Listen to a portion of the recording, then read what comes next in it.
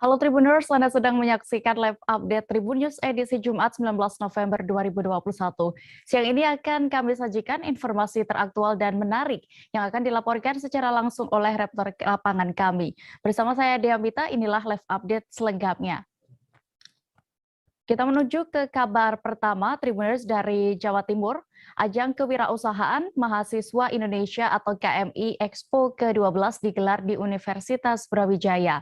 Kegiatan ini dimeriahkan dengan kehadiran kafe-kafe yang mengikuti kompetisi yang diadakan. Dan informasi lengkapnya akan disampaikan oleh rekan Silvianita Widiawati, jurnalis Surya yang kini sudah tersambung bersama kami. Halo rekan Silvi. Halo, selamat siang, Dea. Ya, rekan Silvi, bagaimana bisa Anda informasikan kegiatan dalam KMI Expo ke-12 kali ini apa saja? Ya, KMI Expo atau Kewirausahaan Mahasiswa Indonesia ini digelar oleh Ditjen Belmawa di Universitas Brawijaya. Jadi UB sebagai tuan rumah dan diisi dengan berbagai lomba seperti TikTok kewirausahaan untuk promosi usaha, kegiatan, kompetisi bisnis, kompetisi kasus bisnis, poster isi, serta ada juga dengan kompetisi kafe. Kompetisi kafe ini diikuti oleh wirausaha muda yang tidak hanya dari perguruan tinggi, tapi juga untuk umum yang sudah membuka usaha kafe. Begitu. Lalu bagaimana komentar dari para pelaku wirausaha muda yang mengikuti kompetisi kafe kali ini? Usaha mereka kepada undangan atau peserta yang datang di KMI di UB. Sebab selama ini, selama pandemi, jarang ada atau tidak ada event-event luring yang untuk mereka. Jadi mereka bisa mempromosikan usaha mereka serta lebih luas lagi, begitu. Baik, Tribuners, berikut akan kami tampilkan hasil wawancara rekan Silvi bersama Itsna Maulana dan juga Reinita Fairiza selaku peserta dari kompetisi kafe kali ini selengkapnya. Alasannya ya tentu kami untuk mengenalkan Cici Pizza kepada masyarakat, khususnya masyarakat Malang.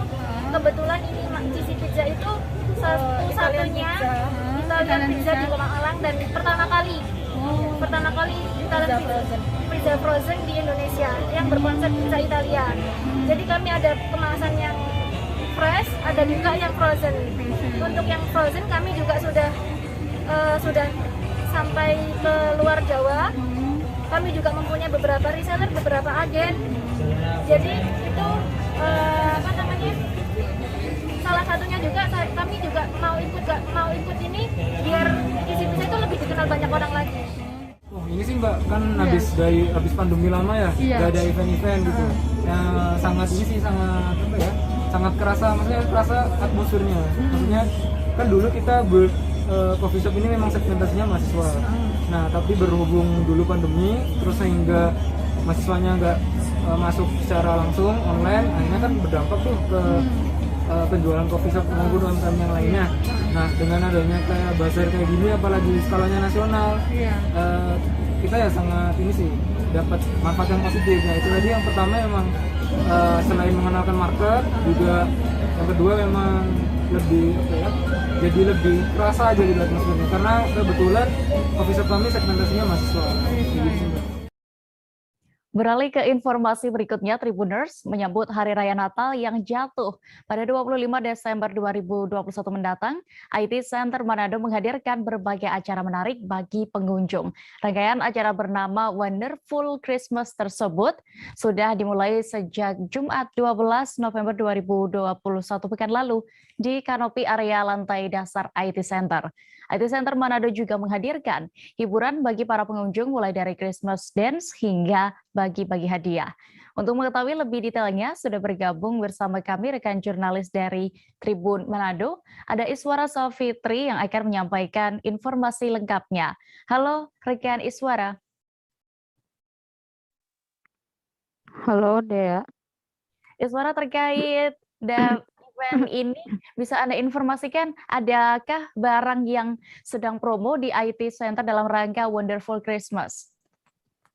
Kalau untuk barang yang diskon sendiri, Dea, di IT Center itu bermacam-macam ya.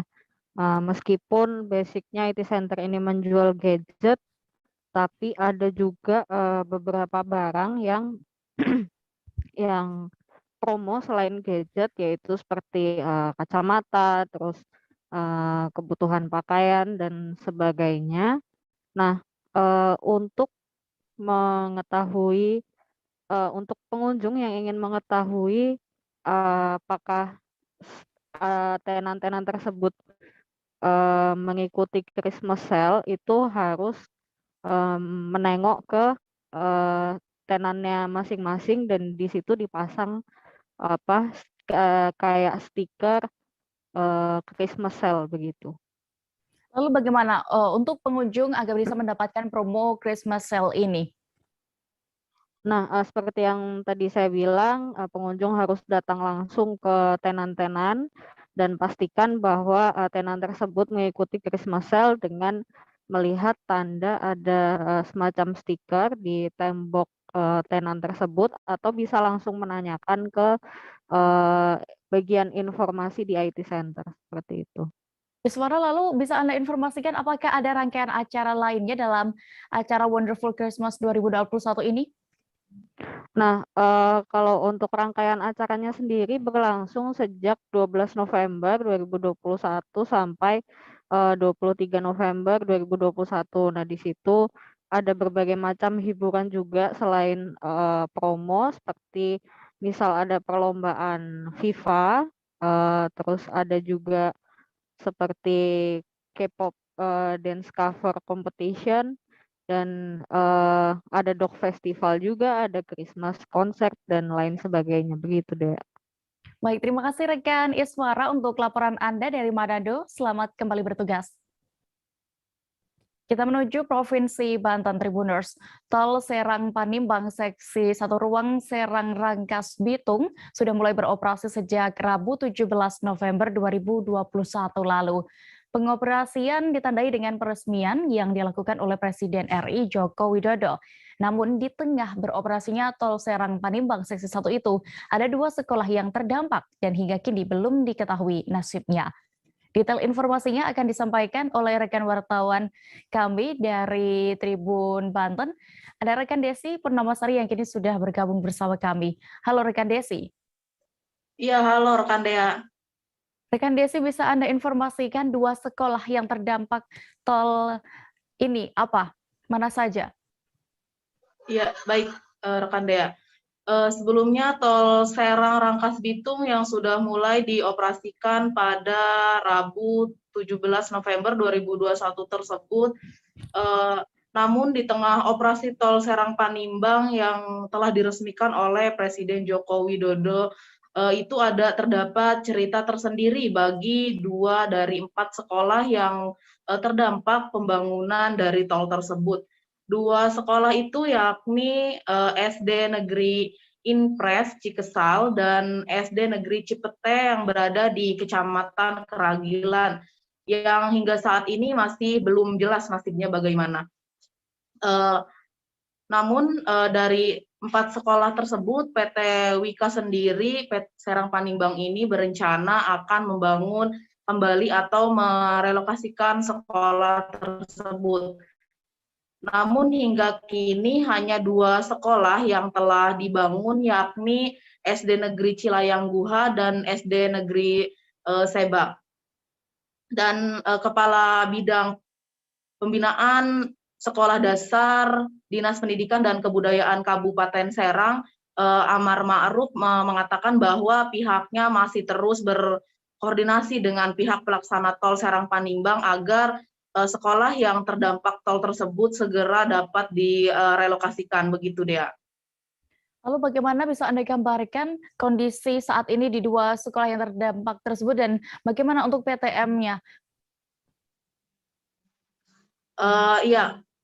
Ia pun Amar Ma'ruf menuturkan bahwa dari 4 sekolah yang terdampak pembangunan Serang Panimbang ini, dari progresnya saat ini yang telah dibangun dari SD Negeri Seba, yaitu sudah berada di 60%, dan untuk SD Cilayang Buha sendiri sudah 100%. Sedangkan untuk 2 SD yang masih belum jelas, yaitu SD Negeri Cipete tersebut, hal tersebut lantaran masih mencari lahan untuk sekolah dasar tersebut yang memang lahannya pun strategis untuk dapat dibangun sekolahan yang baru.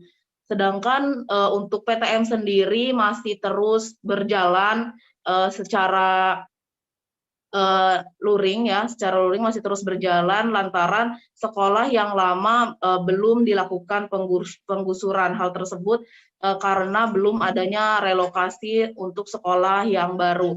Dan hal ini pun pihak dari Dinas Pendidikan memastikan bahwa untuk PTM tetap berjalan lancar dan tidak akan terganggu. Begitu Dea.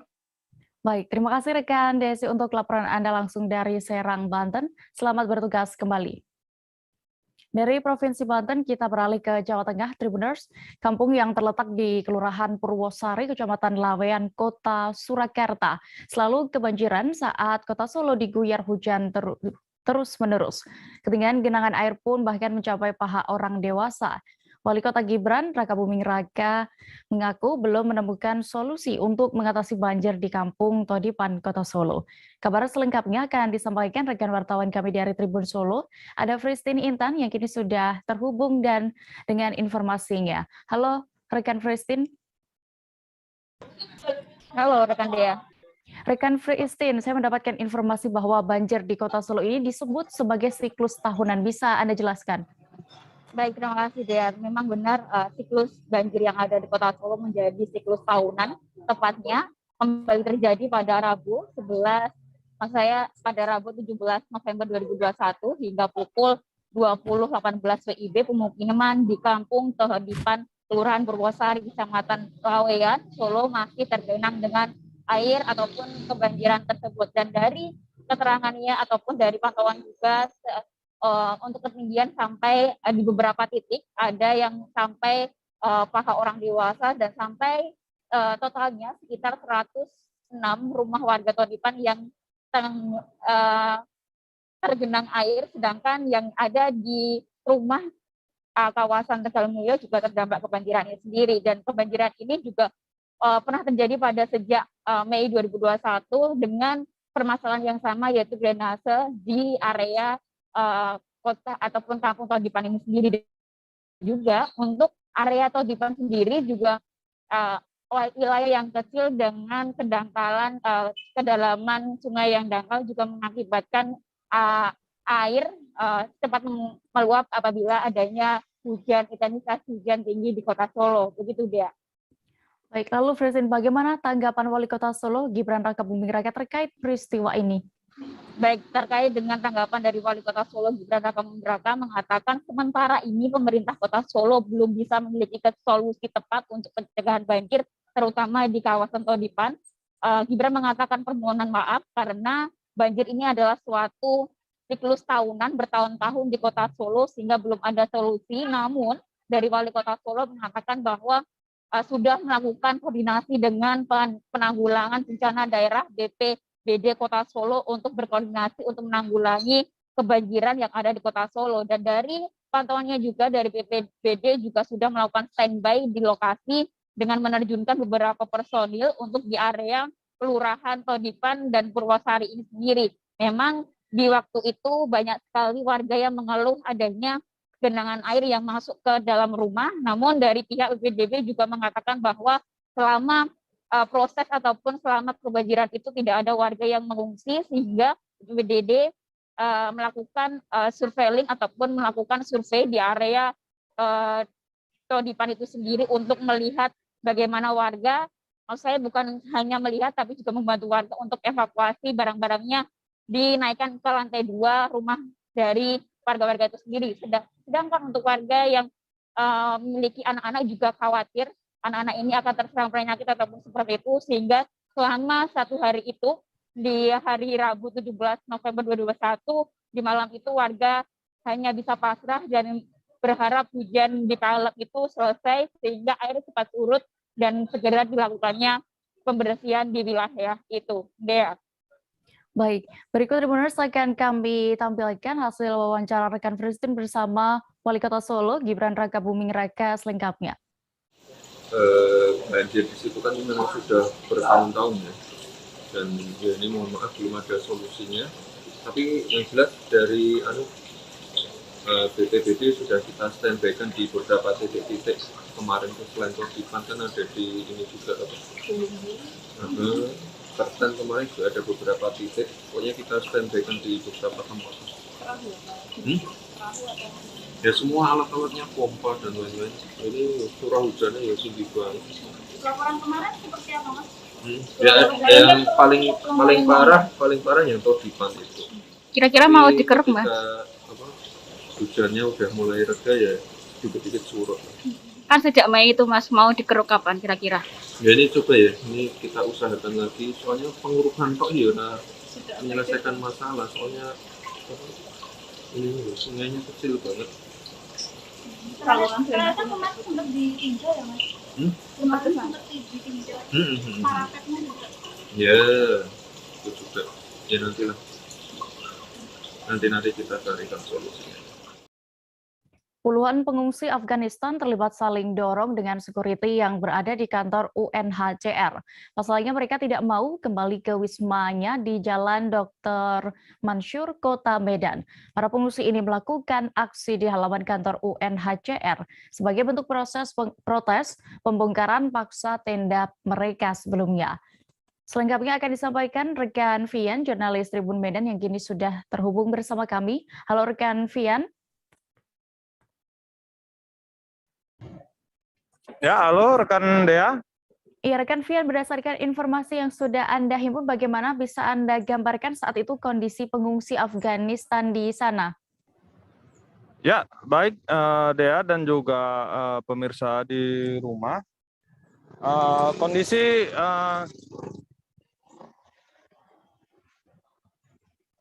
ya, baik rekan Dea.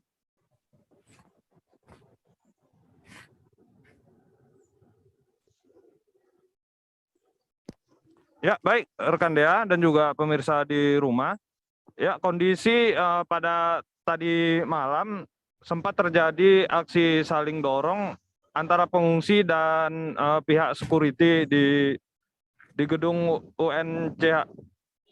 UNHCR.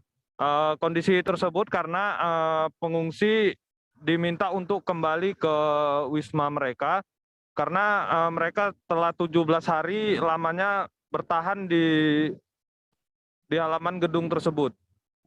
Baik rekan Dea. Lalu apa penyebab pengungsi dan satpam ini terlibat saling dorong hingga nyaris ricuh saat itu? Ya, awalnya pada siang hari tenda mereka yang didirikan di depan gedung tersebut dibongkar paksa oleh Satpol PP. Dan mereka dipaksa untuk kembali ke wismanya. Namun mereka menolak dan sebagai bentuk protesnya mereka menduduki halaman gedung tersebut. Karena aksi mereka itu dianggap mengganggu aktivitas di dalam gedung, maka petugas security sempat mengusir mereka. Namun mereka menolak akan hal tersebut, lalu terjadilah aksi saling dorong antar keduanya. Baik rekan Dea. Lalu apa sebenarnya tuntutan para pengungsi Afghanistan yang ada di Medan itu, Vian? Ya, berdasarkan informasi yang kita peroleh, pengungsi Afghanistan ini meminta dikembalikan ke negara ketiga seperti Amerika, Kanada, dan Australia. Karena mereka menganggap di Indonesia mereka tidak bisa hidup bebas. Mereka sudah bertahan di Kota Medan selama 10 tahun. Dan ini mereka meminta agar mereka dikembalikan ke negara ketiga seperti Amerika, Kanada, dan juga Australia. Baik, rekan Dea. Baik, terima kasih rekan Vian untuk laporan Anda dari Medan. Selamat bertugas kembali. Tribuners, kami akan jeda sejenak, tetaplah di live update. Oke, apa kabar Bang Aris di sini untuk strateginya? Kalau saya sendiri di Jumit 37 ini yang semalam baru mulai, Apa yang saya dirasakan udah Kak Fernita? Sebenarnya aku nggak ngerasain penangkapan atau penggerebekan atau apapun itu. Karena gini loh, posisinya aku Kriteria. lagi main. Jadi kita mengenal disebut dengan stroke yang tidak berdarah dengan stroke yang berdarah. Stroke yang tidak berdarah itu biasanya ditandai dengan adanya penyumbatan. Kalau itu terjadi di sini mungkin pikirnya tidak ke situ kali ya, tapi kalau di Korea atau di Kamboja itu ada beberapa paper yang Saya itu Mas, ya, dulunya tukang koran. Oh gitu ya? Tukang koran. Ya, saya baca itu Pak. Tuh kan, pernah baca kan? Ya. Jadi kalau saya jadi pangdam, itu udah bersyukur banget. Si anak ini dijadikan sebagai tersangka begitu. Ya, kalau ini kita bicara yang di luar kasus Sebongombo ya. Dikenal dengan nama hujan shower, di mana terdapat batas jelas antara daerah hujan dan tidak hujan yang biasanya terjadi pada fase awal mature stage atau tahap Berbahaya dewasa. itu Kang. Jadi mulai artinya terjadinya perlempekan. Nah itu untuk penetrasi akan sulit. Gitu ya. Dok, saya ini menurut saya memang tidak mudah, bukan urusan tanah diambil. Kalau misalnya Amerika Serikat sekarang, Rasulullah mengatakan dalam sebuah hadis bahwa berpuasa di 6 hari Syawal itu. Oke, apa kabar Bang Ariski di sini untuk strateginya? Kalau saya sendiri di Jumit 37 ini yang semalam baru mulai, Apa yang saya dirasakan udah Kak Fernita? Sebenarnya aku nggak ngerasain penangkapan atau penggerebekan atau apapun itu.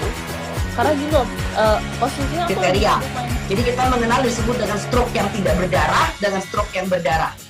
Stroke yang tidak berdarah itu biasanya ditandai dengan adanya penyumbatan. kalau itu terjadi di sini mungkin pikirnya tidak ke situ kali ya, tapi kalau di Korea atau di Kamboja itu ada beberapa paper yang Saya itu Mas, ya, dulunya tukang koran.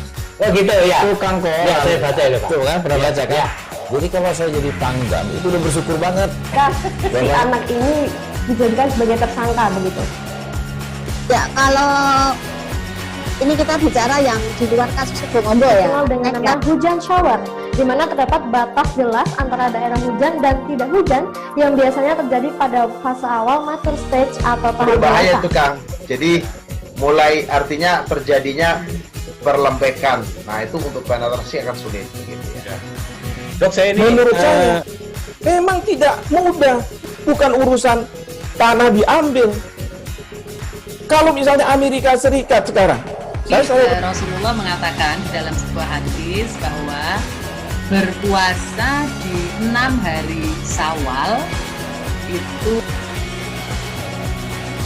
Oke, apa kabar Bang Ariski di sini untuk strateginya? Kalau saya sendiri di Jumit 37 ini yang semalam baru mulai, Apa yang saya dirasakan udah Kak Fernita? Sebenarnya aku nggak ngerasain penangkapan atau penggerebekan atau apapun itu. Karena gini loh, posisinya aku lagi Kriteria. main. Jadi kita mengenal disebut dengan stroke yang tidak berdarah dengan stroke yang berdarah. Stroke yang tidak berdarah itu biasanya ditandai dengan adanya penyumbatan. kalau itu terjadi di sini mungkin pikirnya tidak ke situ kali ya, tapi kalau di Korea atau di Kamboja itu ada beberapa paper yang Saya itu Mas, Ya. dulunya tukang koran. Oh gitu ya? Tukang koran. Ya, saya baca itu Pak. Tuh kan, pernah baca kan? Ya. Jadi kalau saya jadi pangdam, itu udah bersyukur banget. Si anak ini dijadikan sebagai tersangka begitu. Ya, kalau ini kita bicara yang di luar kasus Sebongombo ya. Dikenal dengan nama hujan shower, di mana terdapat batas jelas antara daerah hujan dan tidak hujan yang biasanya terjadi pada fase awal mature stage atau tahap Berbahaya dewasa. itu Kang. Jadi mulai artinya terjadinya perlempekan. Nah itu untuk penetrasi akan sulit. Gitu ya. Dok, saya ini menurut saya memang tidak mudah, bukan urusan tanah diambil. Kalau misalnya Amerika Serikat sekarang, Rasulullah mengatakan dalam sebuah hadis bahwa berpuasa di 6 hari Syawal itu. Oke, apa kabar Bang Ariski di sini untuk strateginya? Kalau saya sendiri di Jumit 37 ini yang semalam baru mulai, Apa yang saya dirasakan udah Kak Fernita? Sebenarnya aku nggak ngerasain penangkapan atau penggerebekan atau apapun itu. Karena gini loh, posisinya aku kriteria. Jadi kita mengenal disebut dengan stroke yang tidak berdarah dengan stroke yang berdarah. Stroke yang tidak berdarah itu biasanya ditandai dengan adanya penyumbatan. Kalau itu terjadi di sini mungkin pikirnya tidak ke situ kali ya, tapi kalau di Korea atau di Kamboja itu ada beberapa paper yang Saya itu Mas, Ya. dulunya tukang koran. Oh gitu ya. Tukang koran. Ya, saya baca itu, Pak. Tuh kan, pernah baca kan? Ya. Jadi kalau saya jadi tanggam, itu udah bersyukur banget. Si anak ini dijadikan sebagai tersangka begitu. Ya, kalau ini kita bicara yang di luar kasus Situbondo ya. Dengan nama hujan shower, di mana terdapat batas jelas antara daerah hujan dan tidak hujan yang biasanya terjadi pada fase awal mature stage atau tahap Berbahaya dewasa. itu Kang. Jadi mulai artinya terjadinya perlembekan. Nah itu untuk penetrasi akan sulit. Gitu ya. Dok, saya ini Menurut saya memang tidak mudah, bukan urusan tanah diambil. Kalau misalnya Amerika Serikat sekarang, Rasulullah mengatakan dalam sebuah hadis bahwa berpuasa di 6 hari Syawal itu. Oke, apa kabar Bang Ariski di sini untuk strateginya? Kalau saya sendiri di Jumip 37 ini yang semalam baru mulai, Apa yang saya dirasakan udah Kak Fernita? Sebenarnya aku nggak ngerasa itu penangkapan atau penggerebegan atau apapun itu. Karena gini loh, posisinya aku kriteria. lagi main. Jadi kita mengenal disebut dengan stroke yang tidak berdarah dengan stroke yang berdarah. Stroke yang tidak berdarah itu biasanya ditandai dengan adanya penyumbatan. kalau itu terjadi di sini mungkin pikirnya tidak ke situ kali ya, tapi kalau di Korea atau di Kamboja itu ada beberapa paper yang Saya itu Mas, Ya. dulunya tukang koran. Oh gitu ya. Tukang koran. Ya, saya baca itu, Pak. Tuh kan, pernah baca kan? Ya. Jadi kalau saya jadi tanggam, itu udah bersyukur banget. Si anak ini dijadikan sebagai tersangka begitu. Ya, kalau ini kita bicara yang di luar kasus Situbondo ya. Dengan nama hujan shower, di mana terdapat batas jelas antara daerah hujan dan tidak hujan yang biasanya terjadi pada fase awal mature stage atau tahap Berbahaya dewasa. itu Kang. Jadi mulai artinya terjadinya perlembekan. Nah itu untuk penetrasi akan sulit. Gitu ya. Dok, saya ini menurut saya memang tidak mudah, bukan urusan tanah diambil.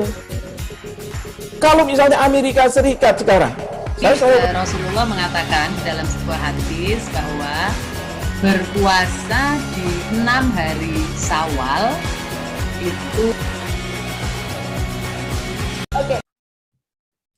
Kembali di live update, kita menuju ke informasi berikutnya, Tribuners. TP warga Desa Sukaramai, Kecamatan Tapung Hulu, Kabupaten Kampar Riau, diringkus Balai Penegakan Hukum Kementerian Lingkungan Hidup dan Kehutanan atau KLHK wilayah Sumatera. Ia ditangkap lantaran membawa 8 kg sisik terenggiling.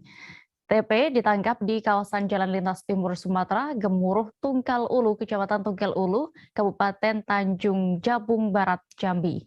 Detail informasinya akan disampaikan oleh rekan Aryo Tondang, wartawan dari Tribun Jambi yang kini sudah bergabung bersama kami. Halo rekan Aryo. Siang, ya. Iya, rekan Aryo, bagaimana bisa Anda informasikan apakah sudah diketahui aksi yang dilakukan oleh pelaku ini sudah berapa kali dilakukan? Baik, terima kasih Dea. Terkait pengungkapan kasus ini sendiri memang lebih tepatnya tim gabungan KLHK dan Ditreskrim Polda Jambi tepatnya Dea telah mengamankan 1 orang. Namun hasil penyelidikan sementara Dea bahwasanya ketahui pengakuan pelaku dia baru 1 kali beraksi. Nah, begitu Dea. Namun saat ini dia pelaku masih dilakukan pemeriksaan secara intensif dan saat ini sepenuhnya ditangani oleh PPNS Ditreskrim Polda Jambi, begitu deh. Apa peran dari pelaku ini untuk dalam melancarkan aksinya ini, Aryo? Untuk hasil dari konferensi pers yang dilakukan oleh Ditreskrim Polda Jambi, diketahui pelaku atau tersangka berinisial TP ini berperan hanya sebagai pembeli dan pengantar, begitu. Namun lebih tepatnya pihak kepolisian masih terus mendalami apakah ini masih memiliki jaringan atau kemudian hanya membeli dan secara terputus atau sistem terputus ini masih dalam penyelidikan lebih jauh oleh pihak kepolisian. Begitu deh. Lalu untuk modus pelaku ini bagaimana bisa Anda informasikan? Untuk modusnya sendiri seperti diungkapkan beberapa waktu lalu, di mana yang bersangkutan mengemas sedemikian rupa 8 kg sisik terenggiling ini di dalam sebuah kardus, namun kemudian ditutup menggunakan lakban warna kuning, sehingga memang seolah-olah itu adalah paket yang bukan dari bagian satwa yang dilindungi, begitu Dea. Ini diamankan dari sebuah mobil, informasinya Dea, begitu. Baik, terima kasih rekan Aryo Tondang untuk laporan Anda dari Jambi. Selamat bertugas kembali. Kita beralih ke Kepulauan Riau. Badan Narkotika Nasional Provinsi atau BNPP Kepri memusnahkan narkotika golongan 1 sabu. Narkotika seberat 1.947 gram itu diamankan dari 2 tersangka. Barang bukti sabu langsung dimusnahkan dengan cara dimasukkan ke dalam mobil insinerator pemusnah narkotika di halaman BNNP Kepri Nongsa.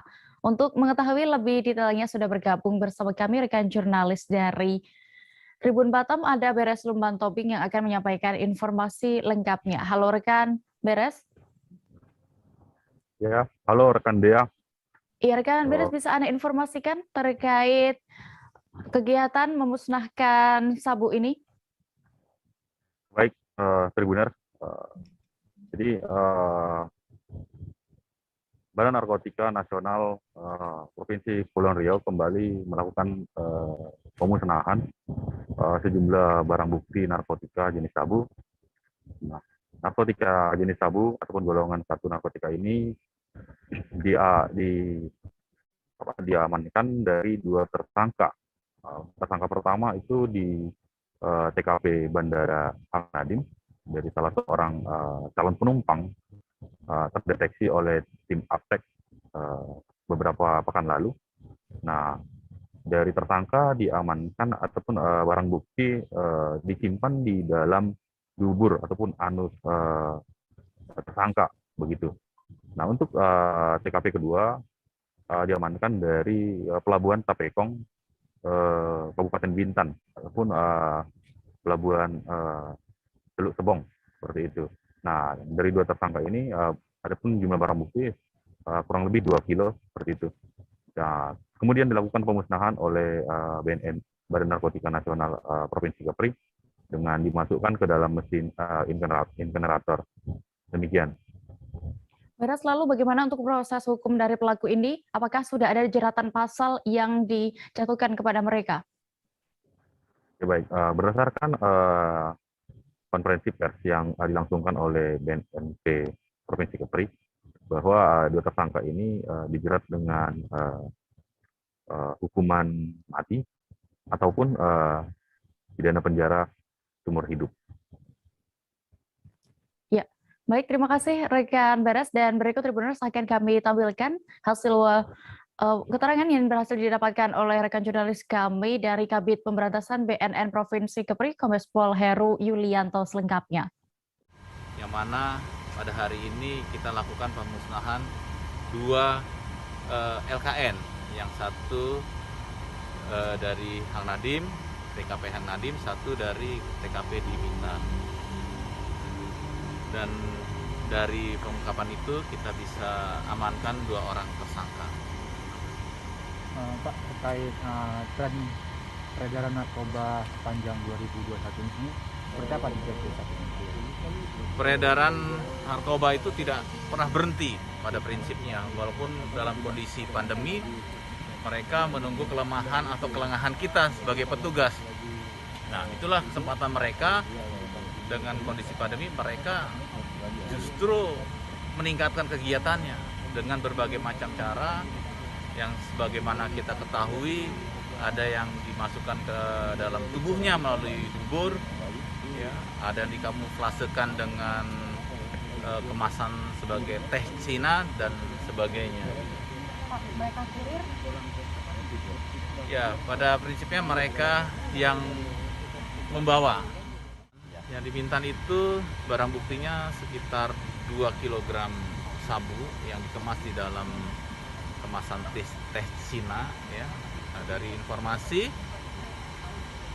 akan adanya transaksi, maka anggota kita melakukan penyergapan atau penangkapan seorang pelaku yang menggunakan kendaraan bermotor roda 2. Kita menuju Jawa Timur, Tribuners. Kepala Dusun Pongkerep, Desa Sokobanah Daya, Kecamatan Sokobanah, Kabupaten Sampang, Madura berhasil berinisial M, maksud kami, harus berurusan dengan pihak kepolisian setempat. Pasalnya pria berusia 36 tahun tersebut diketahui menjual narkotika jenis sabu di sekitar Kecamatan Sokobanah. Kabar selengkapnya akan disampaikan rekan wartawan Tribun Madura, ada Hanggara Pratama yang kini sudah terhubung bersama kami. Halo rekan Hanggara.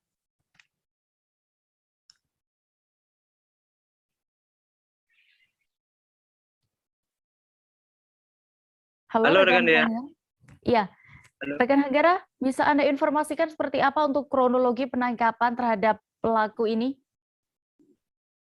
Ya, terima kasih. Jadi penangkapan terhadap tersangka inisial M yang tidak lain adalah Dusun Pongkerep, Desa Sokobanah Daya, Kecamatan Sokobanah, Kabupaten Sampang ini bermula atau berawal dari informasi dari warga bahwa yang bersangkutan ini telah menjual sebuah sabu-sabu di wilayah Kecamatan Sokobanah. Sehingga pada saat itu juga pihak kepolisian setempat, Polsek Sokobanah melakukan penyelidikan, dan pada hari itu juga pihak beberapa anggota langsung melakukan kunjungan ke rumah atau ke kediaman M. Ternyata M sedang berada di rumah dan pihak kepolisian terpaksa untuk melakukan penggeledahan, dan ternyata sebuah sabu-sabu seberat 0,32 gram ditemukan di lemari tersangka, sehingga penangkapan pada saat itu langsung dilakukan. Dan setelah itu baru petugas atau aparat menggiring M ke Mapolsek Sokobanah. Demikian. Selain sabu-sabu itu, apakah ada barang bukti lain yang diamankan, Hanggara? Ya, di lemari itu juga ditemukan barang bukti lainnya, berupa satu buah plastik klip besar yang masih ada sisa sabu, 2 buah plastik klip kecil yang masih ada sisa sabu, dan 11 buah plastik klip kecil kosong. Kemudian 1 buah handphone Nokia, kemudian HP Samsung dan Vivo yang biasa digunakan oleh M untuk berkomunikasi dengan para pelanggannya, seperti itu. Agar apakah terkait kasus ini, penyalahgunaan narkoba ini terhadap pelaku, sudah ada ancaman hukuman yang dilayangkan oleh pihak kepolisian? Siap, setelah dikonfirmasi bahwa tersangka disangkakan pasal 114 ayat 1 subsider pasal 112 ayat 1 Undang-Undang RI nomor 35 tahun 2009 tentang narkotika. Dan tersangka terancam hukuman pidana minimal 5 tahun dan maksimal 20 tahun kurungan penjara. Demikian. Baik, terima kasih rekan Hanggara untuk informasi Anda langsung dari Sabang, Madura. Selamat bertugas kembali. Kabar berikutnya masih datang dari Jawa Timur, Tribuners. Seorang kurir jasa pengiriman tabung gas LPG asal Lamongan nekat mencuri di sebuah gudang penyimpanan tabung LPG tepatnya di tempatnya bekerja. Pelaku diketahui bernama Rusdi Hermawan, berusia 33 tahun. Ia nekat mencuri 46 tabung LPG berukuran 3 kg. Selengkapnya akan disampaikan jurnalis Tribun Jatim, ada rekan Luhur Pambudi yang kini sudah bergabung bersama kami. Halo rekan Luhur.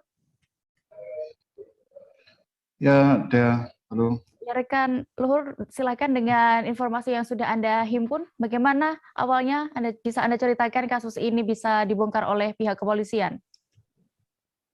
Oke, awal mula keberhasilan dari pihak kepolisian untuk mengungkap ini berawal dari sebuah laporan ya dari pihak pengusaha atau si pemilik gerai distribusi tabung LPG 3 kg di sebuah gudangnya terdapat suatu insiden dugaan pencurian. Karena didapati oleh pihak korban pintu gudang di Jalan Hercules nomor 25 Sukomanunggal Surabaya itu didapati dalam keadaan terbuka pada pagi hari, dan kemudian terdapat beberapa tabung gas LPG dalam keadaan kosong ataupun dalam keadaan berisi gas itu beberapa diantaranya raib, dan terdapat juga tabung-tabung LPG yang berserakan di bagian depan. Dan kemudian setelah dilaporkan oleh pihak korban kepada pihak Polsek Sukomanunggal Polrestabes Surabaya dan dilakukan serangkaian mekanisme penyelidikan hingga merujuk pada penyidikan, ternyata pihak penyidik dari tim anti bandit Polsek Sukomanunggal mendapati suatu temuan keanehan, bahwasanya aksi kriminalitas itu ternyata merujuk pada bukan dilakukan oleh pihak orang di luar dari perusahaan, tapi mengarah pada orang-orang yang memang dikategorikan adalah orang dalam. Dan ternyata ketika diidentifikasi, kecurigaan itu merujuk atau muncul pada tidak ditemukannya bukti-bukti pengerusakan seperti pengerusakan kunci ataupun pengerusakan benda-benda keamanan yang ada di dalam gudang. Dan akhirnya pihak penyelidik dari tim anti bandit Polsek Sukomanunggal berhasil menyidik kemudian menetapkan tersangka salah seorang kurir pengiriman tabung gas LPG yang bekerja di dalam gudang tersebut. Dan setelah dilakukan penyidikan, ternyata si pelaku itu yang bernama Rusdi Hermawan, warga Lamongan, berusia 33 tahun itu ternyata mencuri sejumlah 46 tabung gas LPG berukuran 3 kg yang beberapa diantaranya memang masih ada gasnya, kemudian beberapa diantaranya juga sudah ada yang dalam keadaan kosong.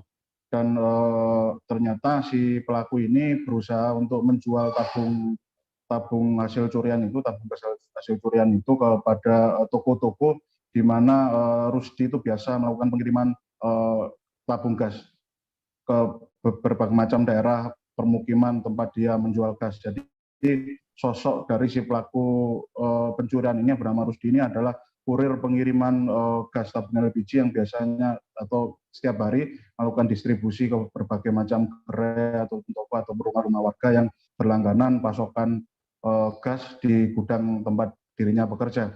Dan setelah dilakukan identifikasi, diinterogasi dan ditemukan ternyata motif dari si Rusdi sendiri ini adalah karena terjerat utang pinjaman online, aplikasi pinjaman online yang ternyata ketika kita coba dalami mengenai bagaimana kerumitan dari hutang-hutang yang akhirnya membuat si Rusdi ini beraksi atau bertindak nekat, ternyata dia selama ini menginstal 2 aplikasi pinjaman online dan terdesak untuk pelunasan biaya pinjaman online itu sebesar 890.000 untuk per bulannya. Dan untuk modusnya sendiri memang cukup mencengangkan dan menarik. Jadi memang si Rusdi ini atau pelaku ini mengakui jika memang dirinya menggunakan atau mencuri itu menggunakan modus menduplikasi kunci gudang yang pernah ia pegang. Kemudian setelah berhasil mengambil beberapa tabung gas LPG tersebut menggunakan kendaraan roda 3 yang biasa kita sebut Fukuda itu ya. Kemudian si Rusdi berpikir untuk merekayasa dugaan aksi pencurian yang dilakukan oleh orang lain tidak dikenal, sehingga Rusdi membuat semacam rekonstruksi palsu dengan membiarkan beberapa tabung gas LPG itu berserakan di depan pintu gudang yang dalam keadaan terbuka, sehingga merujuk bahwasanya aksi pencurian tersebut adalah dilakukan oleh orang yang tidak berada di dalam atau bukan orang di dalam perusahaan atau tempat gudang tersebut. Tapi segala bentuk aksi atau siasat yang dilakukan oleh Rusdi ini ternyata mampu diindus oleh pihak kepolisian. Dan itu tadi hasilnya ternyata si Rusdi ini terjerat nekat melakukan aksi itu karena terjerat pinjaman online tersebut. Dan ketika dilakukan proses penjualan atau si Rusdi ini menjual ke masyarakat, ia mematok seharga hampir kisaran 200.000 untuk satu tabung gas LPG yang berukuran 3 kg tersebut. Semacam itu deh ya ulasan secara lengkapnya. Ya, baik. Terima kasih rekan Luhur, dan berikut Tribuners akan kami tampilkan wawancara jurnalis kami bersama Kompol Esti Setija Utami selaku Kapolsek Sukomanunggal Polrestabes Surabaya dan juga Rusdi Hermawan sebagai pelaku. Selengkapnya. Dengan modus menggandakan kunci gudang tersebut, sehingga pada saat dia ada kesempatan dia masuk gudang tersebut dengan mudah dengan menggunakan kunci yang dia gandakan tersebut. Dia itu adalah freelance, ya, pernah disuruh untuk mengantarkan LPG tersebut, sehingga dia berhasil masuk dengan cara menggandakan kunci tersebut memperoleh 38 LPG. Oh, pinjol. Berapa pinjol yang Mas? Berapa aplikasi? Iya. Berapa? Kurang tahu. Itu bayar per bulan atau langsung? Per bulan. Tapi pinjol ya? Iya, Pak. Oh, diangsur ya? Iya, Pak. Berapa sekali angsuran? 890. Berapa? 890. Berapa aplikasi? Dua aplikasi. Dari Jawa Timur kita menuju Provinsi Lampung, Tribuners. Puluhan pedagang di Pasar Bambu Kuning, Kota Bandar Lampung berhasil bertahan dari eksekusi penataan pasar pada hari kedua, ini Rabu 19 November 2021 kemarin.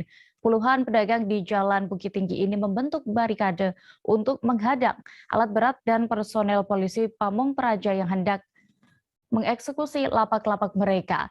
Informasi lengkapnya akan disampaikan oleh jurnalis Tribun Lampung, ada rekan Vincenzius Soma Ferrer yang kini sudah tersambung bersama kami. Halo rekan Soma.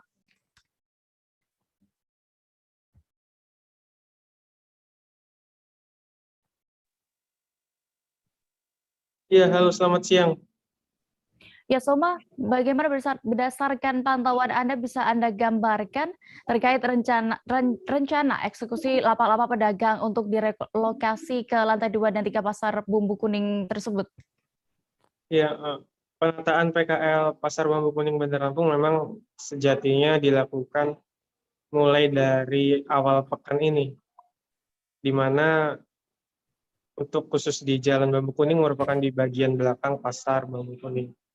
Itu sesuai jadwal memang dieksekusi pada hari Rabu kemarin, di mana hari Rabu kemarin sejumlah pedagang membuat barikade manusia untuk menghalau jalannya eksekusi lapak-lapak PKL di Pasar Bambu Kuning.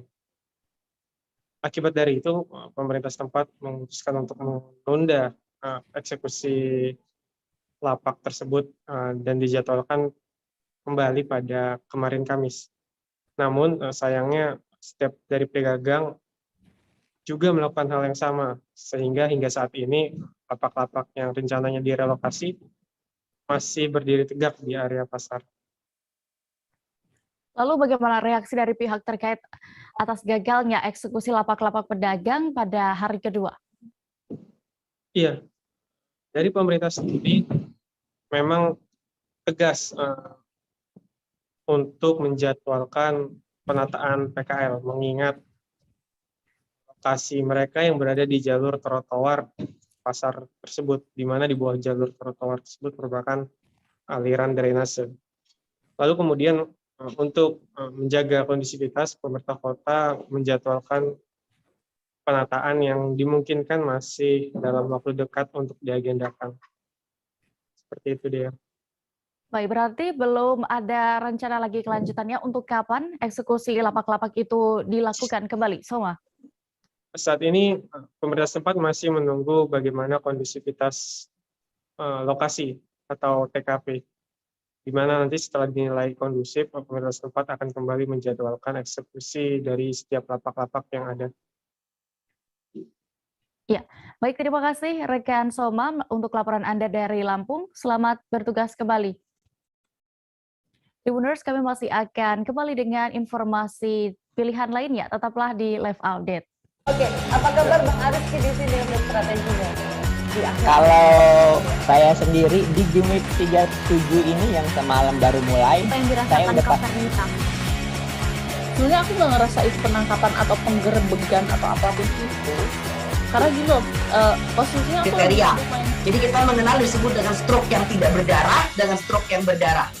Stroke yang tidak berdarah itu biasanya ditandai dengan adanya penyumbatan. Kalau itu terjadi di sini mungkin pikirnya tidak ke situ kali ya. Tapi kalau di Korea atau di Kamboja itu ada beberapa paper yang saya itu Mas, dulunya tukang koran. Oh gitu ya. Tukang koran. Ya, saya baca itu, Pak. Tuh kan, pernah baca kan? Ya. Jadi kalau saya jadi tanggam, itu udah bersyukur banget. Si anak ini dijadikan sebagai tersangka begitu. Ya, kalau ini kita bicara yang di luar kasus Situbondo ya. Dengan nama hujan shower, di mana terdapat batas jelas antara daerah hujan dan tidak hujan yang biasanya terjadi pada fase awal mature stage atau tahap berbahaya dewasa. itu Kang. Jadi mulai artinya terjadinya perlembekan. Nah itu untuk penetrasi akan sulit. Gitu ya. Dok, saya ini Menurut saya memang tidak mudah, bukan urusan tanah diambil. Kalau misalnya Amerika Serikat sekarang, Rasulullah mengatakan dalam sebuah hadis bahwa berpuasa di 6 hari Syawal itu. Oke, apa kabar Bang Ariski di sini untuk strateginya? Kalau saya sendiri di Jumit 37 ini yang semalam baru mulai, saya udah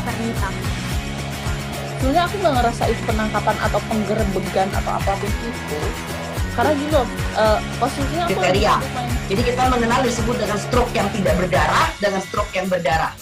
Stroke yang tidak berdarah itu biasanya ditandai dengan adanya penyumbatan. Kalau itu terjadi di sini mungkin pikirnya tidak ke situ kali ya, tapi kalau di Korea atau di Kamboja itu ada beberapa paper yang Saya itu Mas, ya, dulunya tukang koran.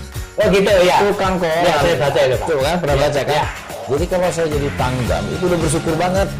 Si anak ini dijadikan sebagai tersangka begitu. Ya, kalau ini kita bicara yang di luar kasus Situbondo ya. Dengan nama hujan shower, di mana terdapat batas jelas antara daerah hujan dan tidak hujan yang biasanya terjadi pada fase awal mature stage atau tahap berbahaya dewasa. itu Kang. Jadi mulai artinya terjadinya perlembekan. Nah itu untuk penetrasi akan sulit. Gitu ya. Dok, saya ini Menurut saya memang tidak mudah, bukan urusan tanah diambil. Kalau misalnya Amerika Serikat sekarang, Rasulullah mengatakan dalam sebuah hadis bahwa berpuasa di 6 hari Syawal itu. Oke, apa kabar Bang Ariski di sini untuk strateginya? Kalau saya sendiri di Jumit 37 ini yang semalam baru mulai, saya udah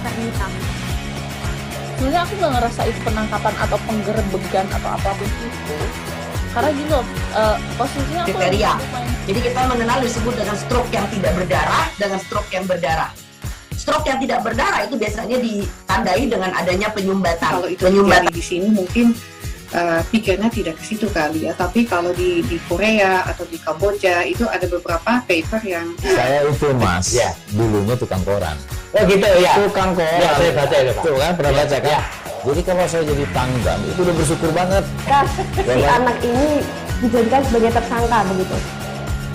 Ya, kalau ini kita bicara yang di luar kasus Situbondo ya. Dengan nama hujan shower, di mana terdapat batas jelas antara daerah hujan dan tidak hujan yang biasanya terjadi pada fase awal mature stage atau tahap berbahaya dewasa. itu Kang. Jadi mulai artinya terjadinya perlembekan. Nah itu untuk penetrasi akan sulit. Gitu ya. Dok, saya ini Menurut saya memang tidak mudah, bukan urusan tanah diambil. Kalau misalnya Amerika Serikat sekarang, Rasulullah mengatakan dalam sebuah hadis bahwa berpuasa di 6 hari Syawal itu. Oke, apa kabar Bang Ariski di sini untuk strateginya? Kalau saya sendiri di Jumit 37 ini yang semalam baru mulai, saya udah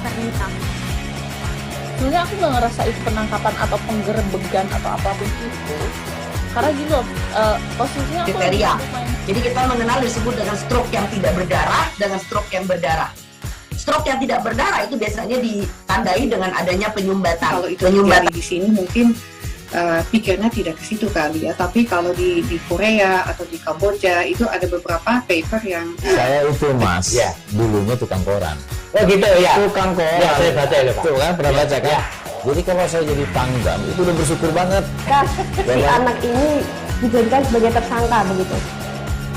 Ya, kalau ini kita bicara yang di luar kasus Situbondo ya. Dengan nama hujan shower, di mana terdapat batas jelas antara daerah hujan dan tidak hujan yang biasanya terjadi pada fase awal mature stage atau tahap berbahaya dewasa. itu Kang. Jadi mulai artinya terjadinya perlembekan. Nah itu untuk penetrasi akan sulit. Gitu ya. Dok, saya ini Menurut saya memang tidak mudah. Bukan urusan tanah diambil. Kalau misalnya Amerika Serikat sekarang, Rasulullah mengatakan dalam sebuah hadis bahwa berpuasa di 6 hari Syawal itu. Terima kasih Anda masih setia menyaksikan live update Tribuners. Kita menuju ke kabar berikutnya. Dekan FISIP Universitas Riau, Syafri Harto, ditetapkan sebagai tersangka kasus dugaan pelecehan seksual oleh penyidik Direktorat Reserse Kriminal Umum Polda Riau. Penetapan tersangka terhadap Syafri Harto oleh penyidik ini dilakukan setelah dilaksanakannya gelar perkara pada Rabu 17 November 2021. Terkait hal ini, Rektor UNRI, Aras Mulyadi, ikut diperiksa sebagai saksi oleh penyidik. Informasi lengkapnya akan disampaikan rekan Rizky Armanda, jurnalis Tribun Pekanbaru yang kini sudah bergabung bersama kami. Halo rekan Rizky.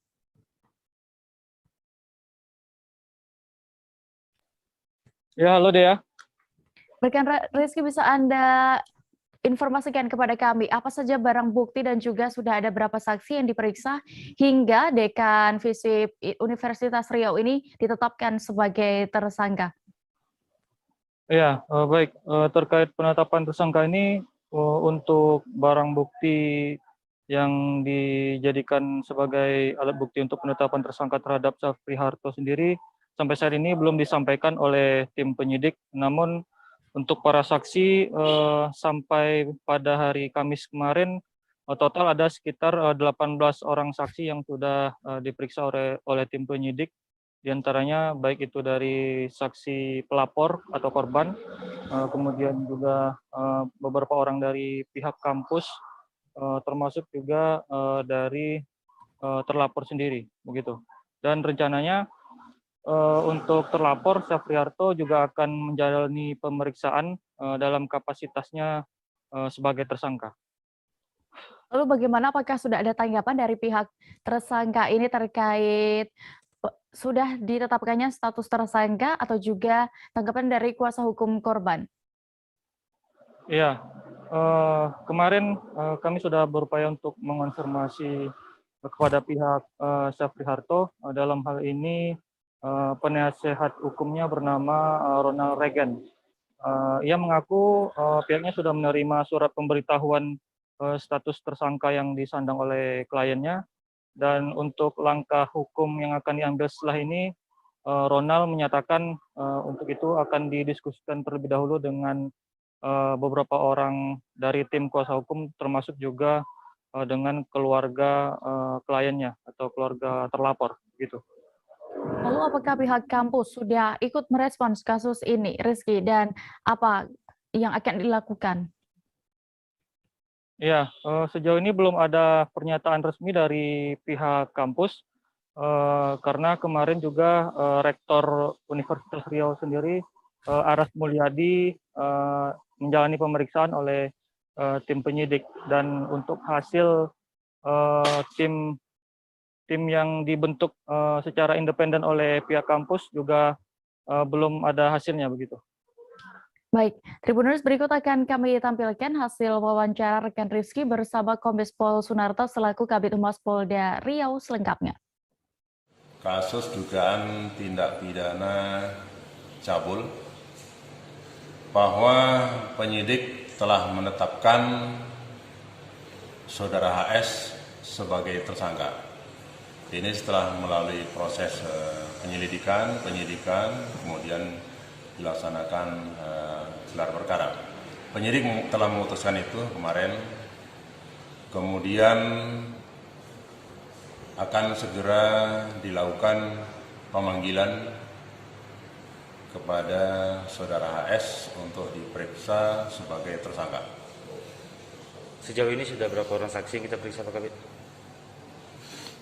Jadi sampai hari ini sudah 18 orang saksi kita ambil keterangan, kita periksa baik dari pihak korban maupun pihak tersangka, kemudian termasuk juga dari saksi ahli. Saksi ahli dari saksi ahli psikolog, kemudian dari saksi ahli poligraf sudah kita ambil keterangan. Kemudian termasuk hari ini kita periksa Rektor Unri. Kita beralih ke informasi berikutnya, Tribuners. Liga 3 2021 zona Asprof PSSI Sumatera Barat akan memasuki fase penyisihan kedua mulai Kamis 18 November 2021 kemarin. Sebanyak 8 tim yang lolos dari fase grup akan memulai langkah untuk menuju fase selanjutnya. Detail informasinya terkait hal ini akan disampaikan oleh rekan wartawan Tribun Padang, ada Rahmat Panji yang kini sudah bergabung bersama kami. Halo rekan Panji. Halo rekan Dea. Ya, bisa Anda informasikan dari mana saja tim yang melaju ke babak 8 besar ini? Baik, sebelumnya saya mau informasikan dulu di Liga 3 Asprof Sumbar itu ada 16 tim yang ikut serta, dan pada 16 tim itu dibagi pada 4 grup, dan untuk 16 tim itu sudah berlaga pada minggu lalu. Dan sekarang tinggal 8 tim yang berasal dari PSKB Bukit Tinggi, Batangan FC, Persiju Sijunjung, dan Dua Lipa FC.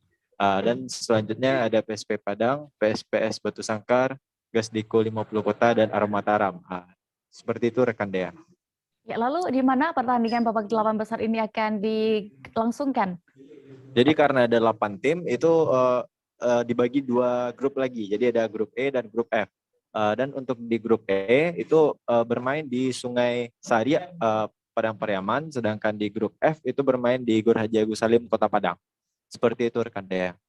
Untuk sistemnya, Panji bisa Anda informasikan sistem penyisihan babak 8 besar regional Sumbar ini? Baik rekan Dea. Jadi karena awalnya itu 16 tim dan di fase grup sudah lolos 8 besar, awalnya itu ada grup ABCD di sistem 8 besar dibagi 2 grup lagi di grup E dan F. Nah, dari sistem grup ini memakai sistem setengah kompetisi yang nantinya 2 tim terbaik atau 2 tim dengan poin terbanyak itu akan lolos ke babak semifinal dan final nantinya. Seperti itu rekan Dea. Baik, terima kasih rekan jurnalis Tribun Padang, Rahmat Panji untuk laporan Anda. Selamat kembali bertugas. Kita beralih ke informasi berikutnya, Tribuners.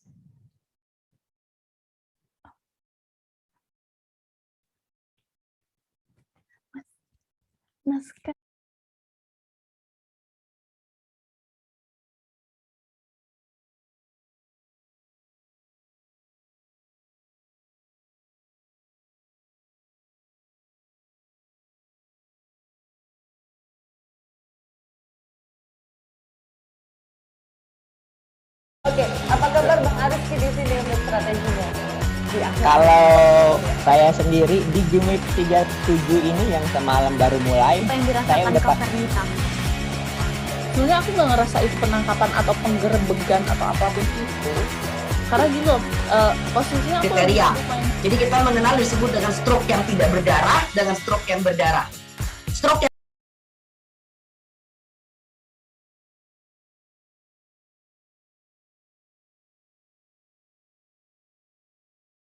tidak berdarah itu biasanya ditandai dengan adanya penyumbatan. Kalau itu terjadi di sini mungkin pikirnya tidak ke situ kali ya, tapi kalau di Korea atau di Kamboja itu ada beberapa paper yang saya itu mas, ya, dulunya tukang koran. Oh gitu ya. Tukang koran. Ya, saya baca ya, Pak. Tuh kan pernah baca kan? Ya. Jadi kalau saya jadi Pangdam itu udah bersyukur banget. Si anak ini dijadikan sebagai tersangka begitu.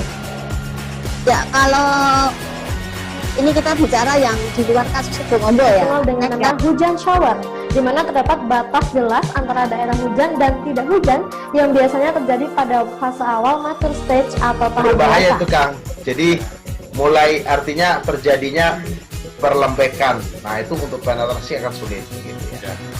Dok saya ini menurut saya memang tidak mudah, bukan urusan tanah diambil. Kalau misalnya Amerika Serikat sekarang, Rasulullah mengatakan dalam sebuah hadis bahwa berpuasa di 6 hari Syawal itu. Oke, apa kabar Bang Ariski di sini untuk strateginya?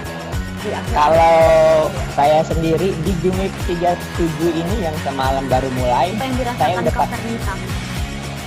Sebenarnya aku nggak ngerasain penangkapan atau penggerebekan atau apapun itu. Karena gini loh, posisinya aku Kriteria.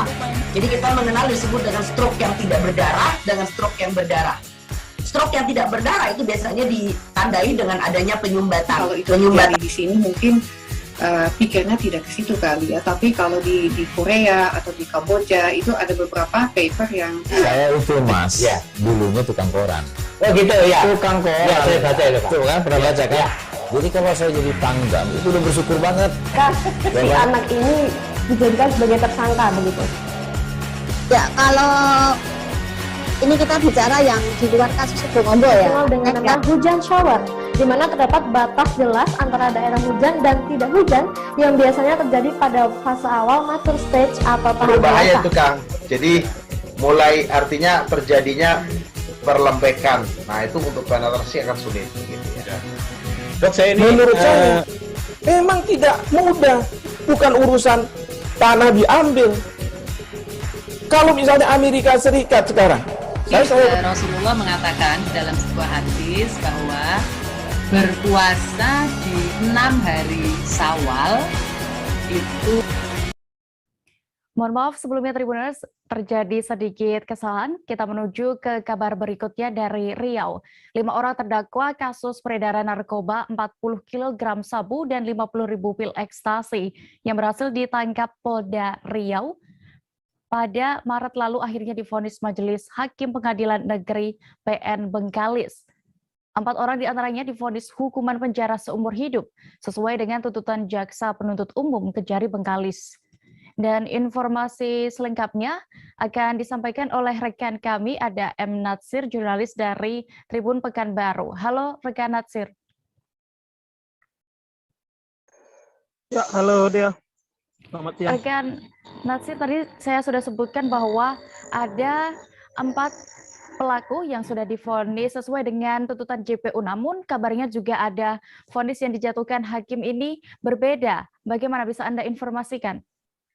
Ya, dia benar semalam, tepatnya pada malam hari, Pengadilan Negeri Bengkalis membacakan vonis terhadap 5 terdakwa kasus 40 kg sabu yang berhasil diungkap Polda Riau bersama jajaran Polres Bengkalis pada awal Maret tahun lalu, di mana pada vonis pada tuntutan sebelumnya 5 terdakwa ini dituntut oleh Jaksa Penuntut Umum dari Kejaksaan Negeri Bengkalis dengan hukuman seumur hidup. Namun pada pembacaan putusan kemarin ada 1 tersangka atas nama Erman yang divonis dengan hukuman pidana mati. Sementara 4 orang lagi yaitu atas nama Saiful, Jumaidi, Khairun Nizam, dan Restu Hidayat itu divonis hukuman seumur hidup. Vonis berbeda terhadap Herman dijatuhkan oleh hakim karena sesuai dengan dakwaan yang sebelumnya dibacakan oleh Jaksa Penuntut Umum pada sidang awal kemarin, di mana 4 orang ini hanya didakwa dengan pasal 112 dengan ancaman hukuman maksimal seumur hidup, sementara terdakwa Erman dia ancam dengan pasal 114 Undang-Undang Narkotika, di mana di sana hukuman maksimalnya merupakan hukuman pidana mati. Hakim memiliki pandangan berbeda dengan dengan Jaksa Penuntut Umum karena Herman sendiri dinilai sangat berperan aktif dalam kasus ini, karena sebelum penangkapan ini juga Herman sudah berapa kali melakukan upaya penyeludupan narkoba dan berhasil. Dan saat penangkapan juga Herman sempat melakukan perlawanan, sempat dilumpuhkan oleh tim Polda Riau saat penangkapan karena tidak kooperatif, dan berbagai rangkaian yang sudah pernah dilakukan oleh Herman menjadi pertimbangan tersendiri bagi hakim untuk menjatuhkan vonis hukuman yang lebih tinggi dibandingkan 4 rekannya lainnya. Begitu ya. Lalu bagaimana tanggapan dari terdakwa atau kuasa hukum mereka atas vonis yang sudah dijatuhkan ini?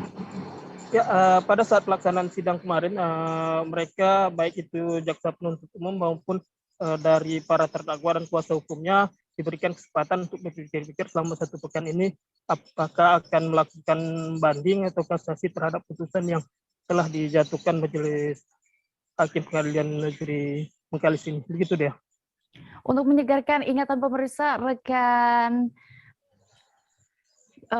bisa Anda informasikan awal kasus narkoba ini diungkap?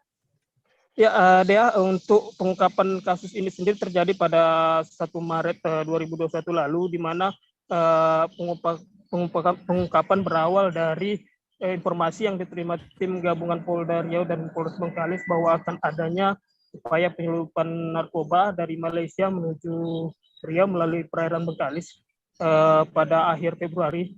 Kemudian tim gabungan melakukan pengembangan saat itu dan selama 4 hari melakukan penyidikan terkait informasi ini, akhirnya tim Polda dan Polres Bengkalis berhasil menangkap mereka 5 orang ini di daerah Desa Tenggayun, Kecamatan Bandar Lakmana, Kabupaten Bengkalis. Di mana saat itu di awal penangkapan awal ditangkap 4 orang, yaitu Saiful, Jumaidi,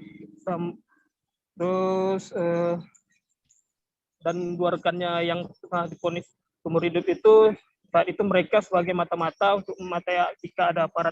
Sementara barang sebesar 40 kg dan ribuan pil ekstasi itu ditangkap bersama dengan Herman selaku kurir yang membawa barang haram itu dan akan diserahkan kepada bandar.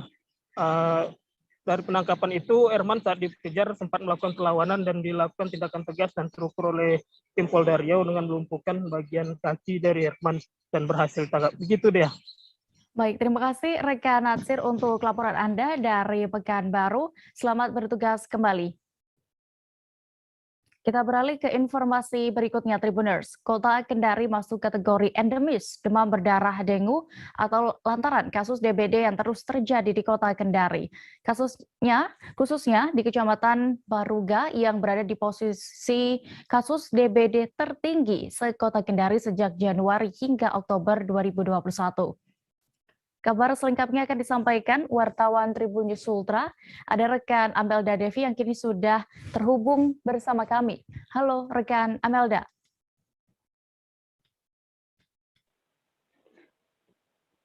Ya, halo Dea.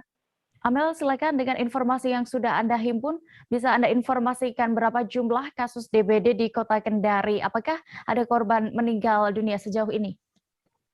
Ya, baik Dea. Jadi berdasarkan data yang kami peroleh dari Dinas Kesehatan Kota Kendari, jumlah kasus DBD di Kota Kendari sejak Januari hingga Oktober 2021 ini sebanyak 176 kasus. Ya, dari beberapa kecamatan yang paling tinggi itu adalah Kecamatan Baruga, yakni sebanyak 43 kasus. Kemudian sementara kecamatan yang paling rendah adalah Kecamatan Nambo, yakni 2 kasus. Ya, untuk sementara kasus meninggal dia di Kota Kendari akibat kasus DBD ini sebanyak 3 orang. Namun 3 orang tersebut berdasarkan data terakhir di bulan April sebanyak 2 orang yang meninggal dunia. Seperti itu dia. Lalu apa penyebab Kota Kendari ini hingga berstatus endemis DBD? Iya, jadi Kepala Dinas Kesehatan Kota Kendari, Dr. Ahminingrum sendiri mengatakan bahwa Kota Kendari sudah masuk berstatus endemis DBD. Pasalnya berdasarkan data-data yang tadi saya sampaikan, kasus DBD terus-menerus terjadi di Kota Kendari. Dan seperti yang diketahui, hingga saat ini tidak ada penurunan kasus DBD, justru di Oktober kemarin terjadi penambahan sebanyak 14 kasus. Ia juga menyampaikan apalagi saat ini Kota Kendari memasuki musim penghujan di mana nyamuk-nyamuk sebagai media perantara penularan virus tersebut. Jadi menyebabkan Kota Kendari masuk dalam status endemis DBD.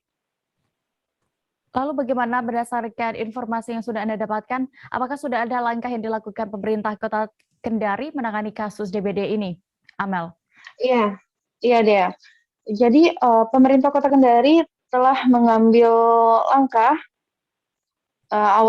mulai dari pencegahan di mana masing-masing puskesmas di tiap kecamatan di Kota Kendari itu melakukan sosialisasi kepada masyarakat akan bahayanya DBD. Selain sosialisasi, pemerintah Kota Kendari juga selalu mengimbau dan mengecek kebersihan lingkungan di masing-masing daerah agar tidak ada genangan-genangan air yang menjadi tempat perkembangbiakan nyamuk tersebut. Dan selain pencegahan itu, termasuk penanganan yang dilakukan pemerintah Kota Kendari dengan mendata berapa banyak warga yang terdampak DBD dan diharapkan segera melapor ke rumah sakit maupun puskesmas terdekat agar segera mendapatkan penanganan.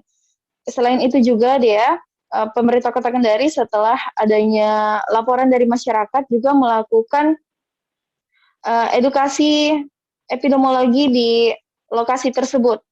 Dan apabila di lokasi tersebut masih terus terjadi DBD, maka akan dilakukan fogging atau penyemprotan disinfektan dosis tinggi sebagai langkah terakhir. Seperti itu, Dea. Baik, terima kasih rekan Amelda Devi untuk laporan Anda langsung dari Kota Kendari. Selamat bertugas kembali. Kita beralih ke kabar berikutnya, Tribuners. Dinas Kesehatan Kabupaten Tanah Tidung menyampaikan perkembangan vaksinasi COVID-19 pertanggal 13 November 2021. Tidak ada penambahan kasus konfirmasi positif COVID-19 di Kabupaten Tanah Tidung. Selengkapnya akan disampaikan rekan jurnalis Tribun Kaltara, ada Risnawati yang kini sudah bergabung bersama kami. Halo rekan Risna. Halo rekan Dea. Risna, bisa Anda informasikan untuk update cakupan vaksinasi di setiap desa di Tanah Tidung? Iya, Dea. Untuk cakupan vaksinasi di setiap desa Tanah Tidung, dari 5 desa di Kecamatan Tanah Liat, rata-rata capaian vaksinasi dosis pertama mencapai 76,71%, sementara untuk vaksinasi dosis kedua mencapai 42,69%. Kemudian untuk di Kecamatan Murukrian mencapai untuk vaksinasi dosis pertama mencapai 75,34%, sedangkan untuk vaksinasi dosis kedua mencapai 58,2%. Kemudian untuk di Kecamatan Sesayap Hilir, Dea, untuk vaksinasi dosis pertama mencapai 75,67%, kemudian untuk dosis kedua mencapai 62,18%. Sementara untuk di Kecamatan Sesayap, untuk dosis pertama mencapai 56,36%, kemudian untuk dosis kedua 29,92%. Sementara untuk Kecamatan Betayau, untuk vaksinasi dosis pertama itu mencapai 69,42% dan untuk vaksinasi kedua mencapai 47,37%. Sementara untuk di 5 kecamatan ini, salah satu kecamatan yang tingkat vaksinasinya tertinggi itu ada di Kecamatan Sesayap Hilir, Dea, yang mana mencapai yang tadi saya sampaikan itu untuk vaksinasi pertama mencapai 75,67%, untuk vaksinasi kedua 62,18%. Seperti itu, Dea. Baik, Risna, lalu bagaimana untuk capaian target yang masih perlu dikejar oleh Pemkab Tanah Tidung, mengingat juga ini sudah akhir tahun? Ya, untuk vaksinasi di Kabupaten Tanah Tidung sendiri, untuk vaksinasi pertama, Dea, perlu saya sampaikan sudah mencapai 64,60%, artinya ini sudah mendekati capaian target 70%. Kemudian untuk vaksinasi kedua sendiri ini masih jauh dari target, Dea, yang mana masih mencapai 39,85%, artinya masih butuh 2 kali lipat dari vaksinasi dosis kedua untuk perlu dicapai oleh Kabupaten Tanah Tidung, atau setidaknya butuh sekitar 31% lagi vaksinasi dosis lengkap untuk mencapai target 70%, seperti itu, ya. Kemudian juga untuk mencapai target tersebut Bupati Tanah Tidung sekaligus Ketua Satgas COVID Tanah Tidung juga mendorong pihaknya untuk melakukan peningkatan vaksinasi dosis vaksinasi COVID-19 di Kabupaten Tanah Tidung. Salah satu caranya dengan vaksinasi door to door seperti itu, Dea. Baik, terima kasih rekan jurnalis Tribun Kaltara, Resnawati, untuk laporan Anda langsung dari Tanah Tidung. Selamat bertugas kembali. Tribuners, informasi tadi sekaligus menutup perjumpaan kita dalam live update siang ini. Dan lantaran masih di tengah pandemi, kami tak lalahnya kembali mengingatkan kepada Anda untuk selalu menerapkan protokol kesehatan dimanapun berada. Dan jangan lupa juga Tribuners, saksikan live update selanjutnya pukul 4 sore di seluruh kanal YouTube Tribun Network. Saya Diamita beserta kru yang bertugas pamit.